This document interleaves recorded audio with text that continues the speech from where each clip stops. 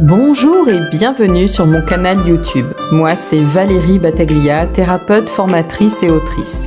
Je vous invite à vous abonner et à activer la cloche pour ne rien manquer des prochaines vidéos. Aujourd'hui, j'aborde l'hyperhidrose, sa définition, le point de vue de la médecine chinoise, des conseils alimentaires, les huiles essentielles, la traduction émotionnelle et les affirmations positives. L'hyperhidrose est une affection caractérisée par une transpiration excessive, indépendante de la température ambiante ou de l'activité physique.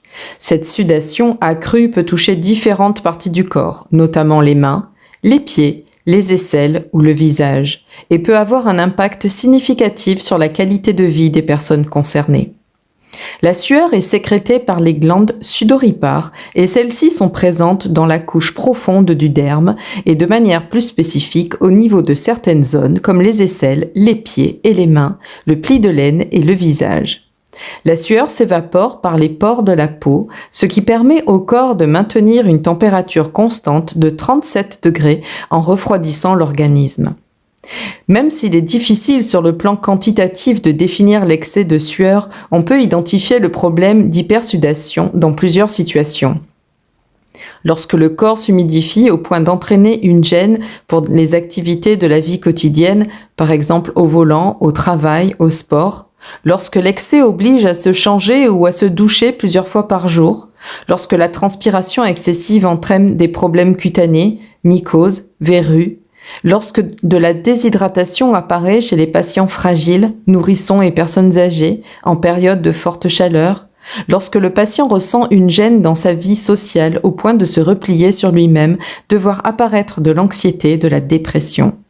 Les signes secondaires observables peuvent apparaître dans la bouche avec une gingivite par exemple, des douleurs dentaires et on peut même observer des épistaxis ou saignements de nez.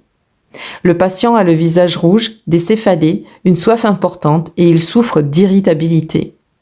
Pour la médecine conventionnelle, même si l'hyperhidrose n'a pas de cause évidente, elle peut être le symptôme de différentes pathologies comme l'hyperthyroïdie, une infection, des problèmes métaboliques et un cancer. Habituellement, l'hyperhidrose n'est pas odorante. Lorsqu'elle le devient, on parle de bromhydrose. D'où vient la transpiration excessive selon la médecine chinoise ? La transpiration excessive est souvent interprétée comme une fuite de l'énergie corporelle, indiquant un besoin de rééquilibrer les fonctions internes. La sueur est un liquide organique, tout comme, entre autres, le sang, l'urine, la salive, le liquide céphalorachidien. Elle fait partie des liquides nécessaires aux différentes fonctions de l'organisme et permet de réguler la température corporelle. Elle permet aussi de défendre l'organisme. Plusieurs organes entrent en jeu quand on parle de transpiration. Les personnes transpirant de manière abondante ont, en général, une déficience du cœur. L'effort excessif peut endommager le cœur et le sang. En effet, un usage excessif du sang entraîne une plus faible capacité pour nourrir le cœur. Cela entraîne souvent une transpiration excessive. De même, le poumon ventile la surface de la peau et est responsable de la protection des attaques extérieures. Quand le qi, l'énergie du poumon est faible, il n'arrive plus à assumer ses fonctions. Une transpiration excessive peut apparaître.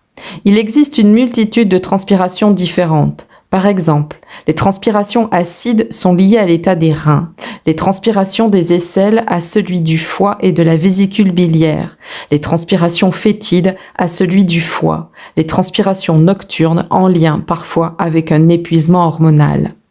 Je propose des consultations. Si vous souhaitez prendre rendez-vous avec moi, vous trouvez tous les liens utiles sous cette vidéo. Le remède combine en règle générale l'acupuncture avec ou sans aiguille, de l'aromathérapie et des conseils diététiques visant à renforcer les organes concernés et à harmoniser le flux du qi. Une attention particulière est portée à l'identification du type d'hyperhidrose, diurne, nocturne, localisée ou généralisée, afin d'adapter la prise en charge à chaque individu. Parlons diététique chinoise.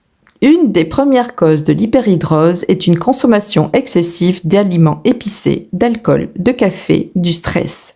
Changer ses habitudes alimentaires peut s'avérer difficile. Par exemple, il est possible de boire des infusions en complément du café pour ensuite diminuer de manière progressive la consommation de café. Les infusions de fleurs de chrysanthème sont tout à fait recommandées. Les aliments à favoriser: céleri branche, poivron vert, soja noir, orge perlée, millet, laitue, haricot mungo, pleurote, haricot azuki, grenade, mûre sèche, argousier, banane. Un petit déjeuner nourrissant comme un porridge tiède préparé avec du lait d'amande fait maison est idéal. Privilégiez des repas simples et réguliers, faciles à digérer. Je vous glisse sous la vidéo 2 recettes. Que nous offre l'aromathérapie? Pour la transpiration excessive, prendre un flacon vide et ajouter 60 gouttes d'huile essentielle de sauge sclarée, 60 gouttes d'huile essentielle de palmarosa et 30 gouttes d'huile essentielle de cyste. Rebouchez le flacon, mélangez délicatement puis étiquetez le flacon avec les noms des 3 huiles essentielles et de la pathologie. Le mode d'utilisation. Veillez à ce que vos aisselles, pieds et mains soient bien secs et propres. Déposez une goutte du mélange dans une noisette de gel d'aloe vera. Appliquez 1 fois par jour sur les zones sujettes aux mauvaises odeurs. Faire 3 semaines d'utilisation puis 1 semaine de pause. Les huiles essentielles ne s'utilisent jamais au long cours. Toujours respecter un temps de pause. Il est possible d'appliquer matin et soir lors des périodes comme les examens ou les journées chaudes. Précaution d'emploi. Sauge sclarée interdit aux femmes enceintes et allaitantes et aux enfants de moins de 6 ans, ainsi que les personnes ayant eu des cancers hormonodépendants. Palmarosa, interdite aux femmes enceintes et allaitantes, et l'huile essentielle de cyste, interaction avec un traitement anticoagulant. L'hyperhidrose sur le plan émotionnel d'après le livre de Jacques Martel, Le Grand Dictionnaire des malaises et des maladies. Quand la transpiration est abondante, c'est le signe que vous vivez beaucoup de nervosité intérieure, d'insécurité ou que vous avez de grandes angoisses. Vous laissez sortir par les pores de votre peau tout ce que vous refoulez et qui reste emprisonné à l'intérieur de vous. Il s'agit souvent de colère et de honte. Vous êtes incertain quant au chemin à prendre dans votre vie. Vous êtes sur la défensive car vous avez peur qu'on vous blesse et qu'on vous piège si vous exprimez vos émotions, surtout devant un public. Toutefois, vous prenez conscience que c'est de vous-même que vous voulez vous protéger. Vous refoulez tellement vos émotions que celles-ci veulent refaire surface et c'est ce que vous voulez éviter. Vous vous méfiez des autres quand c'est de vous-même que vous vous méfiez. Par l'eau qui sort de votre peau, vous voulez laver une situation où vous vous êtes senti séparé d'autrui et dans laquelle vous avez vécu un sentiment de souillure, d'injustice. Vous avez des sueurs froides quand vous êtes paralysé par la peur et que vous avez beaucoup de difficultés dans vos relations avec votre entourage. Voici quelques affirmations positives qui peuvent vous aider. Répétez-les autant de fois que vous le souhaitez. Il est même possible de les écrire.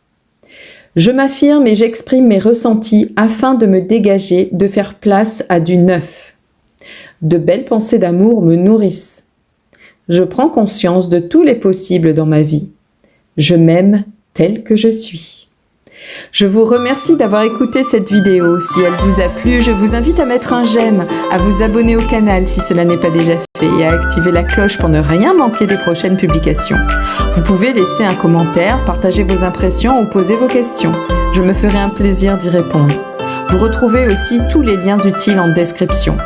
À très bientôt pour une nouvelle vidéo et surtout, prenez soin de vous.